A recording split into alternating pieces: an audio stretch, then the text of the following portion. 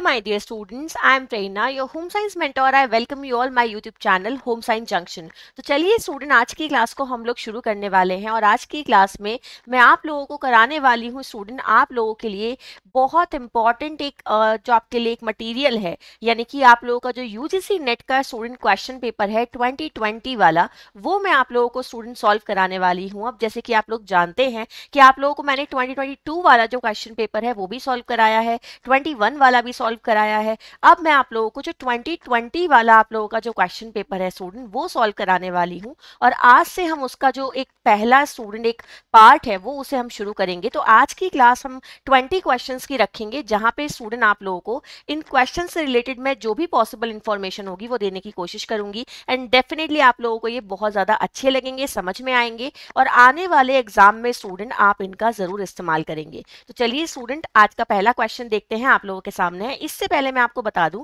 कि अगर आप लोग चाहें तो मुझे फॉलो कर सकते हैं इंस्टाग्राम पे होम साइंस जंक्शन के नाम से, वहां पे आपको मेरा पेज मिल जाएगा। साथ ही साथ स्टूडेंट आप लोग मुझे ज्वाइन कर सकते हैं टेलीग्राम पे होम साइंस एजुकेशन बाय प्रेरणा वर्मा। तो चलिए स्टूडेंट, अगर अभी तक आप लोगों ने वीडियो को लाइक नहीं किया है तो लाइक कर दीजिएगा एंड बेल आइकन को प्रेस भी कर लीजिएगा, जिससे कि स्टूडेंट जो भी मेरी अपकमिंग क्लासेस की नोटिफिकेशन रहे वो आप लोगों को टाइम टू टाइम मिलती रहे। तो पहला क्वेश्चन ध्यान से देखेंगे स्टूडेंट, आप लोगों के सामने है। क्वेश्चन क्या दिया गया है स्टूडेंट? क्वेश्चन दिया गया है कि आप लोगों का the emulsifying properties of mayonnaise is attribute to, आपको बताना है स्टूडेंट। क्वेश्चन को एक बार भाई हिंदी में भी देखिएगा, हिंदी में भी स्टूडेंट क्वेश्चन आपका यहाँ पर दिया गया है, पहले इंग्लिश में देख लेते हैं। The emulsifying properties of mayonnaise is attribute to, किसकी वजह से स्टूडेंट जो मेयोनीज है उसमें एक इमल्सिफाइंग प्रॉपर्टीज को ऐड किया जाता है? ब्रोमेलिन या फिर लेसिथिन, पेप्सिन एंड ओवग्लोबिन। आप लोगों को ध्यान से देखना है क्वेश्चन को। अब हिंदी में देखेंगे स्टूडेंट एक बार। हिंदी में क्वेश्चन क्या कहता है भाई कि जो मेयोनीज में पायसी करत आपका इस्तेमाल किया जाता है, जिसके कारण ये गुण उसके अंदर आता है, वो क्या चीज होती है? सो ब्रोमेलिन होता है, लेसिथिन होता है, पेप्सिन होता है या फिर ओवग्लोबिन होता है? ये स्टूडेंट आप लोगों का यहाँ पे क्वेश्चन है, ठीक है। सो क्वेश्चन का आंसर यहाँ पे क्या बनेगा स्टूडेंट? जब आप इस क्वेश्चन के आंसर को देखेंगे, सो क्वेश्चन का आंसर जाएगा स्टूडेंट आप लोगों का लेसिथिन। जो लेसिथिन होता है स्टूडेंट, ये क्या होता है भाई? ये होता है मेयोनीज में इस्तेमाल होने वाला एक इमल्सिफायर। इसका मतलब क्या है स्टूडेंट? आइए ये और जान लेते हैं। आप लोग जानते हैं कि मेयोनीज दो चीजों का मिक्सचर है। एक आपका क्या होता है स्टूडेंट, आपका जो ऑयल है वो होता है और दूसरा आपका मिल्क होता है, ठीक है ना। ऐसे ही अगर हम आपका जो एगिटेरियन वाली बना रहे होते हैं, सो एग डालते हैं, तो वहां भी आपका मिल्क और एग होता है या फिर ऑयल और एग होता है। तो स्टूडेंट जो ये दोनों चीजों को मिक्स किया जाता है, इनसे एक टेक्सचर डेवलप होता है। तो क्या पर्पस होता है इस इमल्सिफाइंग एजेंट को इस्तेमाल करने का? कि जो टेक्सचर है ना, जिस टेक्सचर में हम मेयोनीज को बनाएं, ये उस टेक्सचर को सेट करके रखे, उसका टेक्सचर इधर उधर गड़बड़ाए नहीं। यानी कि अगर हम उसे क्रीमी स्मूथ टेक्सचर में बना रहे हैं तो वो उसी टेक्सचर में रहना चाहिए। वो स्टूडेंट कुछ समय के बाद ग्रेनुलर नहीं होना चाहिए, कुछ समय के बाद वो बिल्कुल लिक्विड नहीं होना चाहिए, एक स्टेबल टेक्सचर होना चाहिए। इसके लिए हम क्या करते हैं, मेयोनीज में लेसिथिन का इस्तेमाल करते हैं, जो कि एक इमल्सिफाइंग एजेंट का काम करता है। अब अगर मैं बात करूं कि भाई ये जो हमारा लेसिथिन है ये हमें किन चीजों से मिलेगा, तो नेचुरली अगर मैं बात करती हूँ स्टूडेंट, तो आपका जो ये लेसिथिन है ये आप लोगों को किससे मिल जाता है? आपको ये अंडे में मिल जाता है और सोयाबीन में मिल जाता है, ठीक है ना। तो ये पॉइंट भी आप लोगों को याद रखना है। आइए नेक्स्ट क्वेश्चन देखते हैं स्टूडेंट। क्वेश्चन आप लोगों के सामने है। क्वेश्चन दिया गया है the preservative used in yellow coloured fruit squash is, आपको बताना है कि भाई जो फलों का स्क्वैश होता है, आप लोगों ने देखा भी होगा, क्रश्ड आप लोगों के फ्रूट्स होते हैं, चीनी के साथ मिले हुए मीठे होते हैं, जिनको आप बहुत सारी चीजों में इस्तेमाल करते हैं, जैसे कि आप लोगों के शेक्स बनाने में, केक्स बनाने में, इनमें इस्तेमाल करते हैं। तो इनमें से कौन सा वो परिरक्षक पदार्थ है स्टूडेंट जिसका आप इस्तेमाल करते हो जब आप उसको क्या करते हो, प्रिजर्व करते हो किसी येलो कलर्ड फ्रूट स्क्वैश को? पीले रंग के एक बने हुए जो फ्रूट का क्रश होता है, स्क्वैश होता है, उसको आप क्या करना चाहते हो, परिरक्षित करना चाहते हो।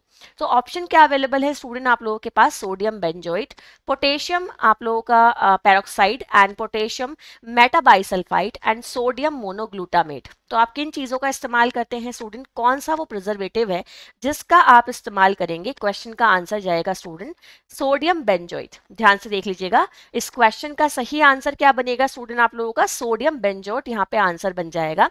अब आखिर ये है क्या?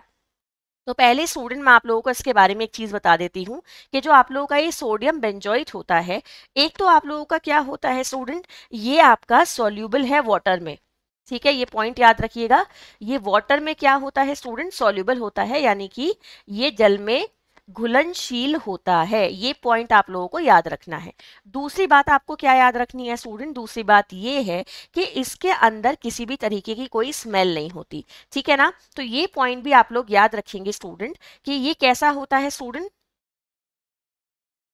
ये ओडरलेस होता है, यानी कि कोई इसके अंदर खुशबू दुर्गंध कुछ नहीं पाई जाती। और स्टूडेंट ये टेस्टलेस होता है, यानी कि ये स्वादहीन भी होता है, इसका कोई स्वाद नहीं होता है। और इसके अंदर स्टूडेंट क्या पाई जाती हैं, इसके अंदर anti fungal and anti bacterial properties पाई जाती हैं, जिसकी वजह से ये आपके भोज्य पदार्थ को खराब होने नहीं देता है। आइए ध्यान से देखते हैं स्टूडेंट नेक्स्ट क्वेश्चन आपका। इस क्वेश्चन को हिंदी में भी देख लो। पीले रंग की फ्रूट स्क्वैश में यह परिरक्षक प्रयोग किया जाता है। तो भाई कौन सा करते हैं स्टूडेंट, आप लोगों का सोडियम बेंजोइट करते हैं। ठीक है, नेक्स्ट क्वेश्चन देखिए आप लोगों के सामने है।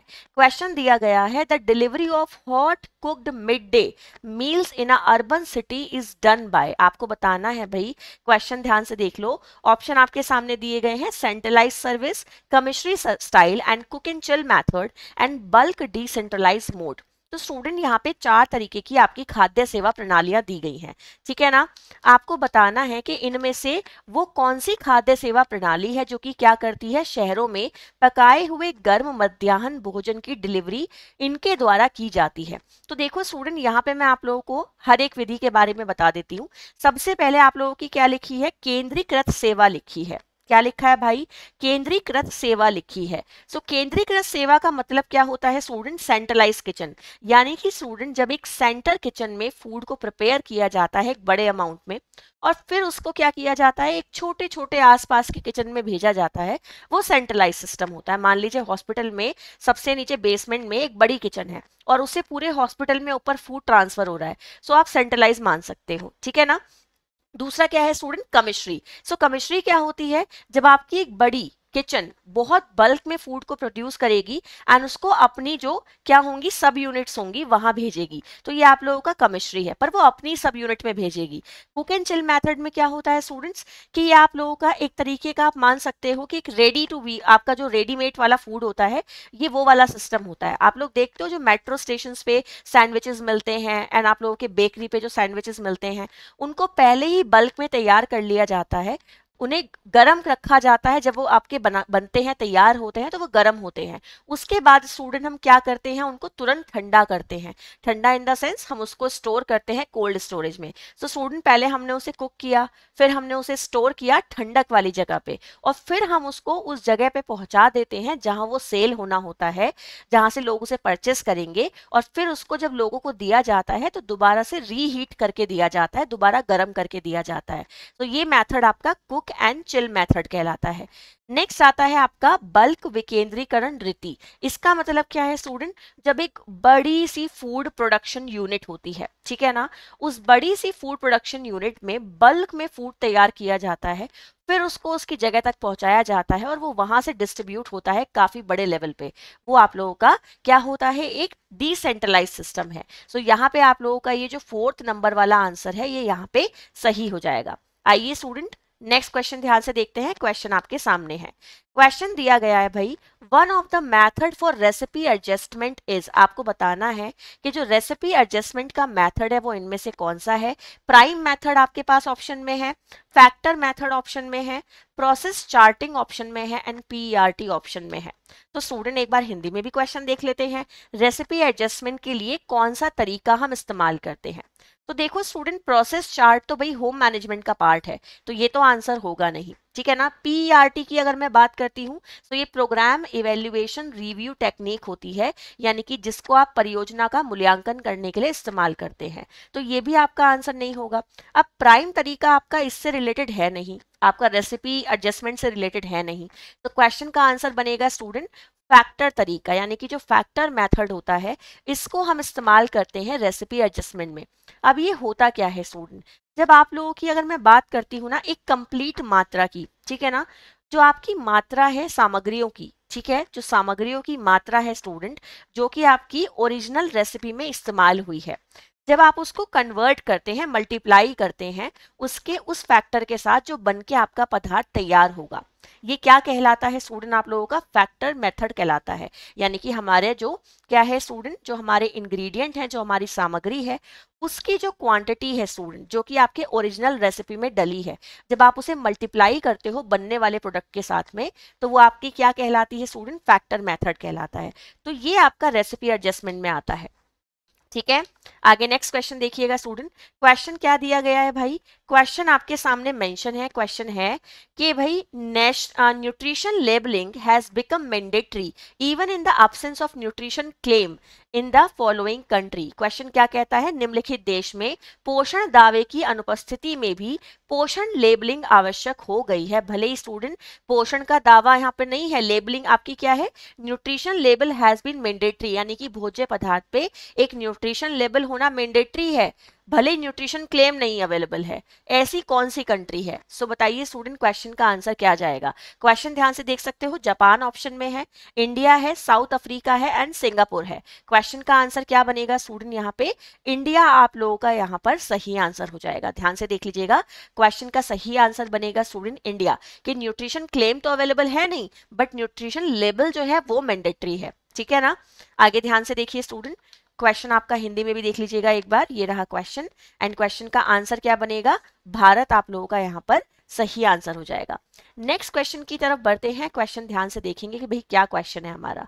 The community intervention programme launch by the union health ministry for youth both rural and urban poor and affluent is. आपको बताना है कि एक ऐसा सामुदायिक कार्यक्रम जो कि आपका लॉन्च किया गया, शुरू किया गया bye the union health ministry for youth, जो कि आपके रूरल और अर्बन दोनों के लोगों के लिए था, जो गरीब थे, ठीक है ना, और यूथ के लिए था। सो स्टूडेंट वो आपका कौन सा प्रोग्राम है, ये आपको बताना है। तो यहाँ पे अगर आप इस क्वेश्चन को अच्छे से समझेंगे, क्वेश्चन का आंसर बनेगा RKSK। एक बार हिंदी में भी देख लीजिएगा, क्वेश्चन का आंसर क्या बनेगा स्टूडेंट? RKSK आपका सही आंसर हो जाएगा, यानी कि ग्रामीण तथा शहरी गरीब एवं समृद्ध युवकों के लिए केंद्रीय स्वास्थ्य मंत्रालय द्वारा आरंभ किया गया सामुदायिक हस्तक्षेप प्रोग्राम कम्युनिटी इंटरवेंशन प्रोग्राम है। कौन सा है स्टूडेंट? RKSK है। अब इसके बारे में जान लेते हैं कि आखिर ये है क्या। तो स्टूडेंट इसके बारे में अगर मैं बात करती हूँ तो मैं लिख देती हूँ इसके बारे में, राष्ट्रीय, दोनों लैंग्वेजेस में लिख रही हूँ भाई, राष्ट्रीय, ध्यान से देख लीजिएगा, किशोर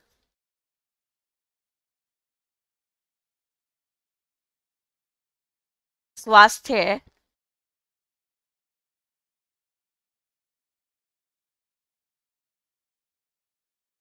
कार्यक्रम,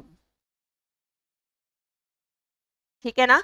ये आप लोगों का स्टूडेंट यहाँ पे सही आंसर हो जाएगा। जो आप लोगों का क्या है स्टूडेंट, ये राष्ट्रीय स्वास्थ्य किशोर कार्यक्रम, ये आप लोगों का क्या हो जाएगा स्टूडेंट, यहाँ पे इस क्वेश्चन का सही आंसर हो जाएगा। तो आप इसको एक बार ध्यान से देख लीजिएगा, ये क्या बनेगा स्टूडेंट, आपका यहाँ पर सही आंसर बनेगा। और अगर मैं इस प्रोग्राम के स्टार्ट होने की बात करती हूँ, तो ये प्रोग्राम स्टार्ट कब हुआ था स्टूडेंट? ये प्रोग्राम स्टार्ट हुआ था आपका 7 जनवरी 2014 को, ठीक है। ये पॉइंट भी अपने पास आप लोग नोट डाउन कर लीजिएगा। चलिए आगे ध्यान से देखिए, नेक्स्ट क्वेश्चन की तरफ बढ़ते हैं। क्वेश्चन स्टूडेंट आप लोगों के सामने है, क्वेश्चन है the major sign of ARF is. आपको बताना है कि जो ARF है स्टूडेंट, इसका मेजर साइन क्या है, लक्षण क्या है। तो सबसे पहले जानना क्या जरूरी है भाई, व्हाट इज ARF, इसके बारे में स्टूडेंट जानना हमें जरूरी है। ऑप्शंस क्या दिए हैं? Increase serum creatinine level, creatinine एक मिनरल है student, elevated blood cholesterol, decrease blood pressure and decrease bone mass density, यानी कि आपकी जो हड्डियां हैं उनके घनत्व का क्या हो जाना, कम हो जाना, ठीक है। एक बार ऑप्शंस भी देख लीजिए, हिंदी में भी क्वेश्चन को देखिएगा। क्वेश्चन क्या है? ARF का प्रमुख लक्षण क्या है? बढ़ा हुआ सीरम क्रेटिनिन स्तर, बढ़ा हुआ रक्त कोलेस्ट्रॉल स्तर, कम हुआ रक्तचाप और कम हुआ बोन मास घनत्व। तो स्टूडेंट क्वेश्चन का आंसर यहाँ पे क्या बनेगा? क्वेश्चन का आंसर बनेगा स्टूडेंट आप लोगों का ऑप्शन नंबर 1, यानी कि क्या हो जाएगा स्टूडेंट यहाँ पे? बढ़ा हुआ सीरम क्रेटिनिन स्तर। अब ये सीरम क्रेटिनिन को मैंने यहाँ पे क्यों सेलेक्ट करा भाई, मुझे कैसे पता? तो इसके लिए मुझे जानना पड़ेगा कि ARF होता क्या है। तो स्टूडेंट अगर मैं ARF की बात करती हूं तो ये क्या है?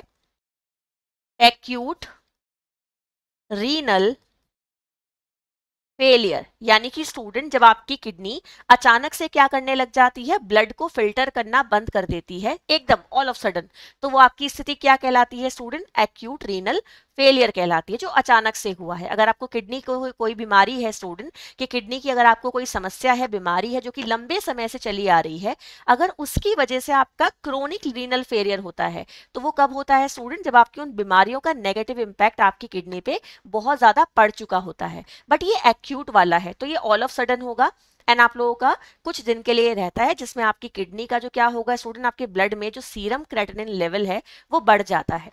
आइए नेक्स्ट क्वेश्चन देखते हैं स्टूडेंट। क्वेश्चन आप लोगों के सामने है।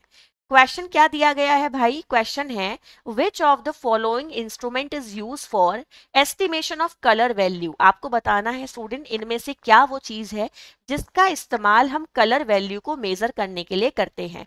आपका क्रॉक मीटर दिया हुआ है स्टूडेंट, आपका लॉन्ड्रोमीटर दिया हुआ है, पैड स्टीम रेंज दी गई है एंड स्पेक्ट्रोफोटोमीटर दिया हुआ है। अगर आप लोगों को कुछ कुछ याद हो तो ऐसा क्वेश्चन मैंने आप लोगों को करा रखा है। निम्नलिखित यंत्रों में से कौन सा यंत्र कलर वैल्यू का अनुमान लगाने में प्रयोग किया जाता है? सो क्वेश्चन का आंसर क्या बनेगा स्टूडेंट? आपका स्पेक्ट्रोफोटोमीटर यहाँ पे सही आंसर हो जाएगा। अब स्टूडेंट ये स्पेक्ट्रोफोटोमीटर है क्या? जो आपकी लाइट वेव होती है ना, जो लाइट वेव होती है स्टूडेंट आप लोगों की, उनको मेजर करने के लिए हम इसका इस्तेमाल करते हैं स्पेक्ट्रोफोटोमीटर का। ठीक है, चलिए आगे नेक्स्ट क्वेश्चन देखते हैं स्टूडेंट। क्वेश्चन आप लोगों के सामने है। क्वेश्चन दिया गया है, ये मेरा फेवरेट सेक्शन है स्टूडेंट आप लोगों का, जिसमें आपके ये ट्रेडिशनल कपड़े, ट्रेडिशनल एम्ब्रॉयडरी, ट्रेडिशनल आपके जो ये मतलब क्राफ्ट के वर्क होते हैं, मुझे बहुत पसंद है personally. So the applique work is Bihar is known as. आपको बताना है जो बिहार का एप्लिक वर्क होता है उसे किस नाम से जाना जाता है।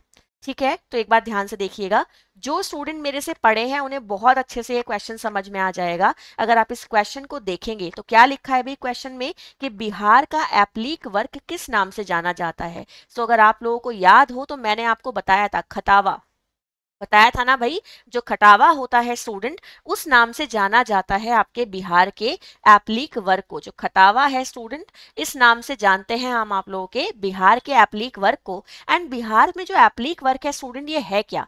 एक हम क्या करते हैं स्टूडेंट, कपड़ा लेते हैं, उसे कट करते हैं और कट करके डिजाइन की फॉर्म में दूसरे कपड़े पर स्टूडेंट उसको हम सिलते हैं, ये एप्लिक वर्क कहलाता है। ठीक है ना, ये प्लेन कपड़े से भी हो सकता है, ये प्रिंटेड कपड़े से भी हो सकता है। और बिहार में स्टूडेंट जो शामियाने लगाए जाते हैं, जो टेंट बनाए जाते हैं या कैनोपीज बनाई जाती है, वहां पे ज्यादातर इसका इस्तेमाल किया जाता है।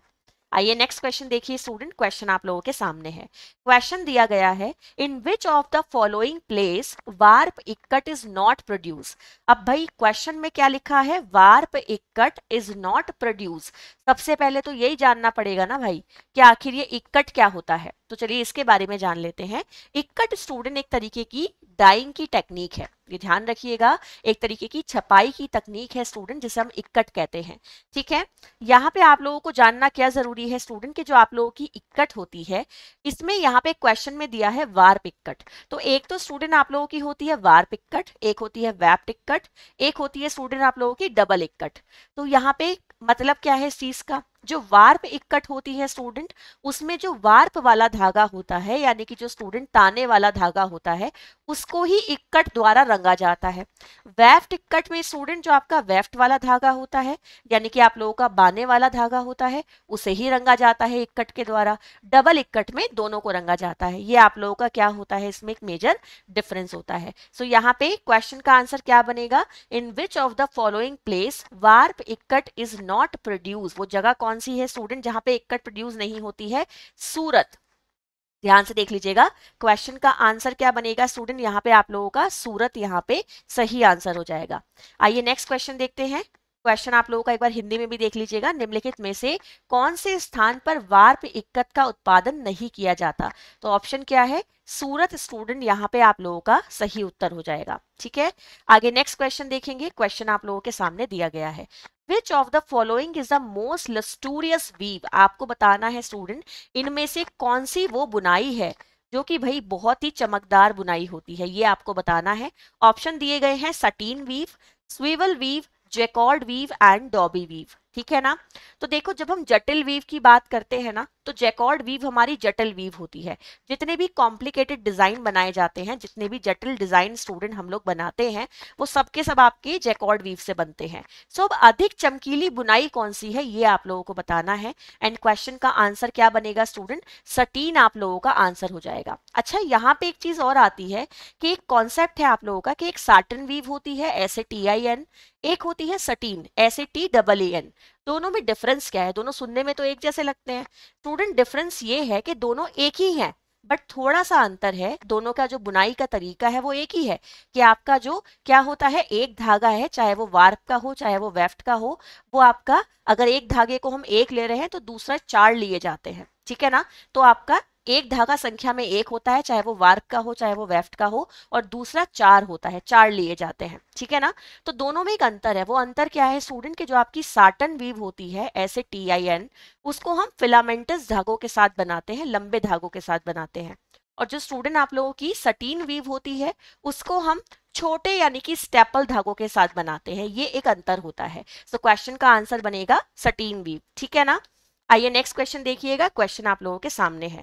क्वेश्चन है student, which of the following is the primary property of A fibre? आपको बताना है इन सभी में से रेशे की कौन सी प्राथमिक विशेषता है। अब पहले मैं आपको ये सारी विशेषताओं के बारे में बता दूं। फर्स्ट दी गई है स्टूडेंट कोहेसिवनेस। कोहेसिवनेस का मतलब क्या होता है?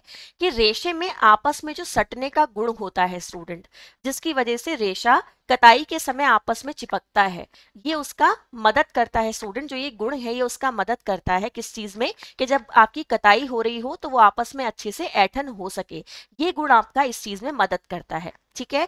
डेंसिटी का मतलब होता है स्टूडेंट घनत्व, कि आपका जो रेशा है वो कितना मोटा है।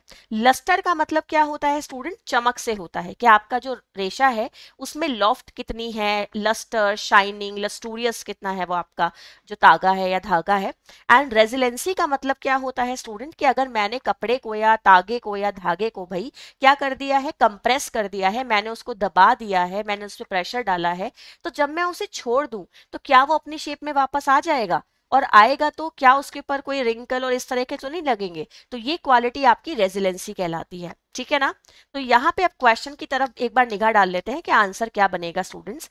अगर आप ध्यान से देखेंगे तो निम्नलिखित में से तंतु का कौन सा प्राथमिक गुण है, ये आप लोगों का क्वेश्चन है। देखिए यही है ना question, which of the following is the primary property of A fibre? आपको बताना है कि फाइबर की प्राइमरी प्रॉपर्टी क्या होती है। क्वेश्चन का आंसर जाएगा स्टूडेंट कोहेसिवनेस। ये आप लोगों का यहाँ पर सही उत्तर हो जाएगा। आइए नेक्स्ट क्वेश्चन देखते हैं। क्वेश्चन आप लोगों के सामने है स्टूडेंट, अच्छे से देखिएगा। क्वेश्चन क्या दिया गया है? Which of the following is not a dart equivalent? आपको बताना है कि इनमें जो ये चारों चीजें दी गई हैं, स्टाइल लाइन दिया गया है, गैदर दिया गया है, आपका प्रिंसेस लाइन दी गई है, डार्ट टक्स दिया गया है, इनमें से कौन डार्ट के समतुल्य नहीं है? जो आप ये कह सको कि भाई डार्ट हो या तो ये हो, दोनों सेम फंक्शन करेंगे, तो इसके समतुल्य कौन नहीं है? तो स्टूडेंट यहाँ पे आप गैदर्स को जानते हैं, चुन्नटें होती हैं।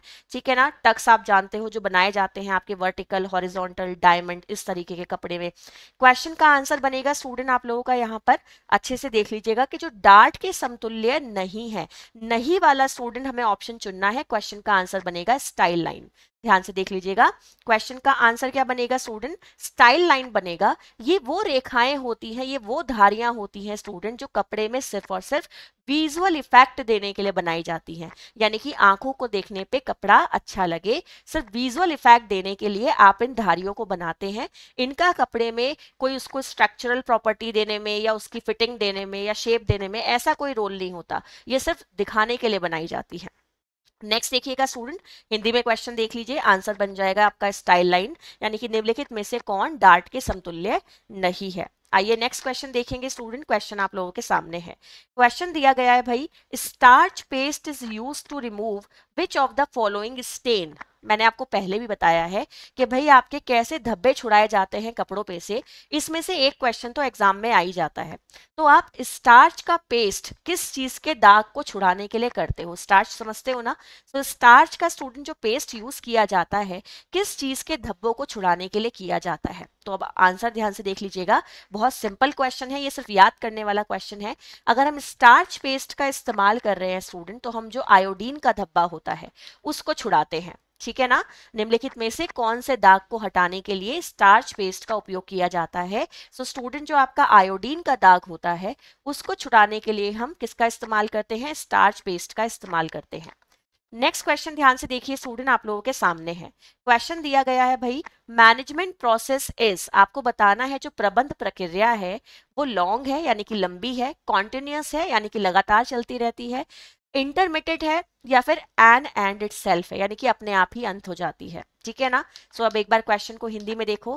क्वेश्चन क्या दिया गया है भाई? क्वेश्चन दिया गया है कि प्रबंध प्रक्रिया है, लंबी है, सतत है, अंतः विरामी है, या स्वयं में समाप्ति वाली है। सो क्वेश्चन का आंसर क्या बनेगा? एंड बहुत सिंपल क्वेश्चन है एंड बहुत आप लोगों का एक वैल्यूएबल क्वेश्चन में से एक है जो कि ज्यादातर एग्जाम में पूछे जाते हैं। क्वेश्चन का आंसर बनेगा स्टूडेंट आप लोगों का सतत प्रक्रिया है, यानी कि जो आप लोगों का मैनेजमेंट प्रोसेस है स्टूडेंट कॉन्टिन्यूअस है भाई, चलता रहता है। अब देखो फॉर एग्जाम्पल, अगर मैं अपनी बात करूं, मुझे सुबह को उठना है, उठने के बाद मेरे माइंड में प्लानिंग चलती रहेगी, अब मुझे ये करना है, मुझे इसके बाद ये करना है, मुझे आप लोगों के लिए ये पीपीटी बनानी है, मुझे वो करना है, मुझे ये वाले कपड़े पहनने हैं, मुझे ये काम करना है, कोई घर पे गेस्ट आने वाला हो तो भाई हमें ये गेस्ट के लिए ये चीज करनी है। तो इंसान ना, हर इंसान प्लानिंग में लगा रहता है।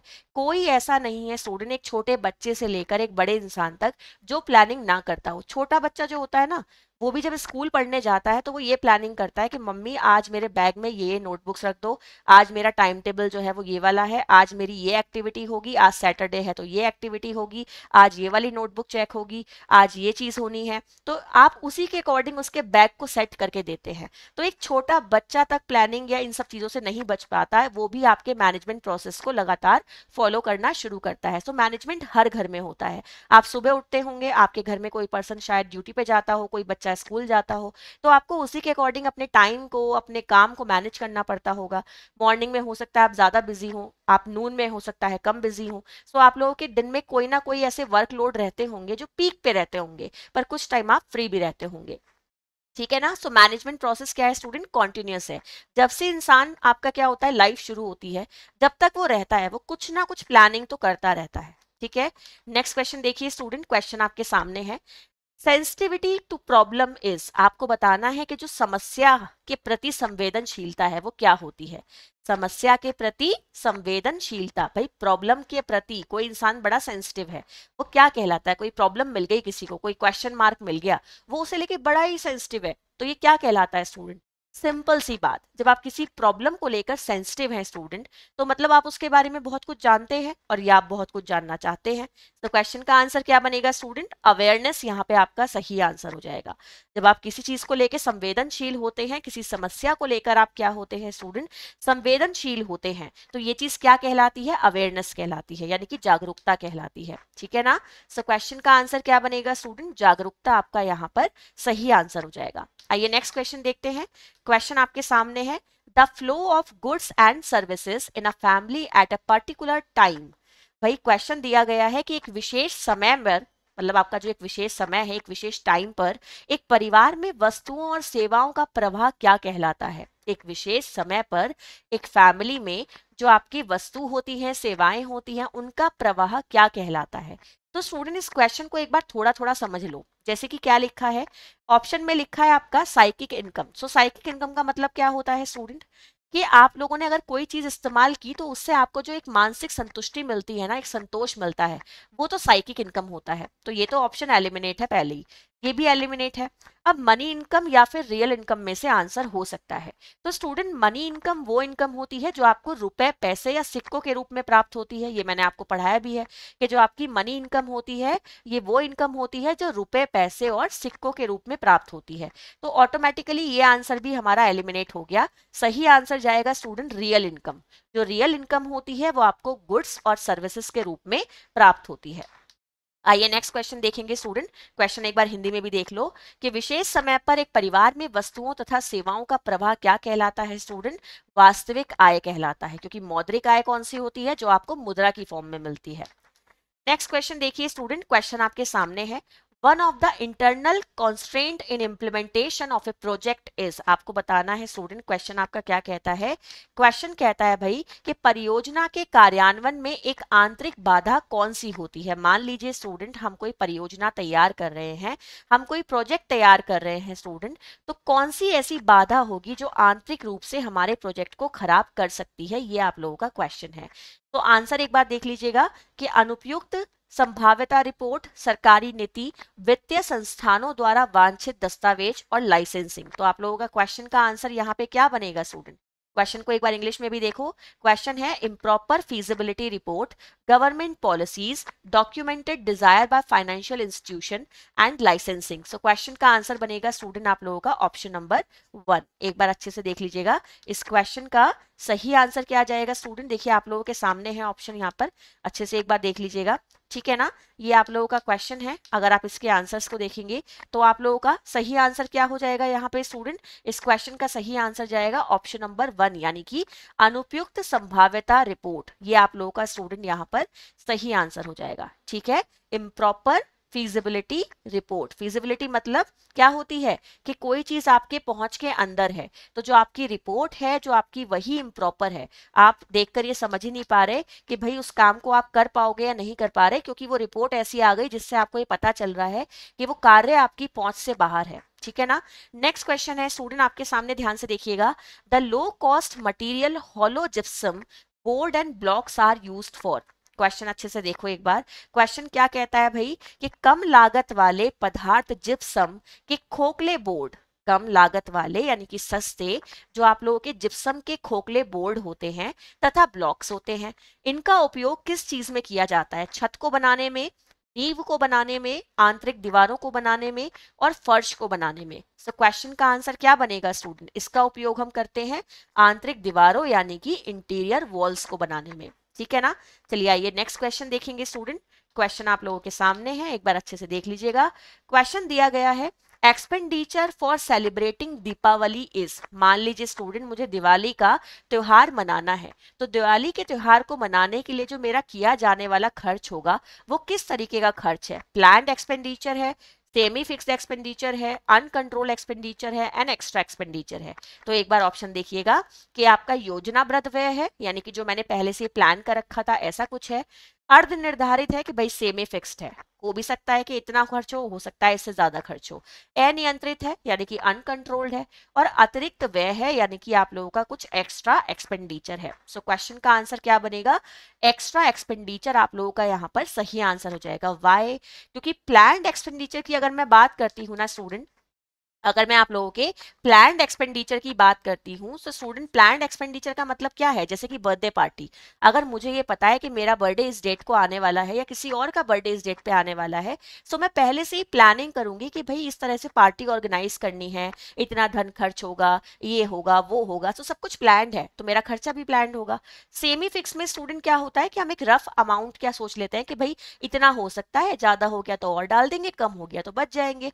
अनकंट्रोल जो आप लोगों के सामने एक अचानक से आ गया, एक एक्सीडेंटल कोई अगर ऐसा इंपैक्ट है, वो आपका अनकंट्रोल्ड है जिसको आप कंट्रोल नहीं कर सकते। एक्स्ट्रा एक्सपेंडिचर क्या है स्टूडेंट? कि आप लोगों ने मंथली एक बजट बनाया है, पर उस मंथ में आपने जो बजट सेट किया था आपका काम तो उसी बजट में चल रहा था, अचानक से एक फेस्टिवल आ गया और उस पर आप लोगों के 4-5 हजार रुपए एक्स्ट्रा लग गए। So this is a extra expenditure. So ये थे स्टूडेंट आज की क्लास के आप लोगों के क्वेश्चंस। आई होप आपको ये 20 क्वेश्चंस अच्छे लगे होंगे एंड आप लोगों को इन क्वेश्चन से बहुत कुछ सीखने के लिए मिला होगा जिसको आप अपने अपकमिंग एग्जाम पे अप्लाई कर सकते हैं। तो स्टूडेंट आई होप आपको मजा आया होगा एंड कोशिश कीजिएगा कि आप लोग इस तरह की क्लासेस को रेगुलर लेते रहें जिससे कि आप लोगों का जो आने वाला एग्जाम है उसमें आपको डेफिनेटली मदद मिले और आप लोग अपने इस बार नेट और जेआरएफ वाला जो ये ड्रीम है इसे पूरा कर पाएं, स्टूडेंट से रियलिटी में बदल पाएं। तो जल्दी से बेल आइकन को प्रेस कर लीजिएगा एंड जो भी आपको वीडियोस अच्छी लगती हैं लाइक शेयर कीजिएगा ज़्यादा से ज़्यादा। आप चैनल पे जुड़े रहिएगा, आपको इस तरह के वीडियोस मिलते रहेंगे। फिर आप लोगों को मिलती हूँ और इसका सेकंड पार्ट आप लोगों के लिए लेकर आऊंगी जिसमें आप लोगों को और अगले जो आपके 20 क्वेश्चन है वो मैं कराऊंगी। तो इसी तरीके से आपको यहाँ पे ये सारे पेपर अवेलेबल हो जाएंगे, आप जब भी चाहे इसको रिकॉल कर सकते हैं। तो बाय स्टूडेंट्स, टेक केयर, फिर से मिलते हैं।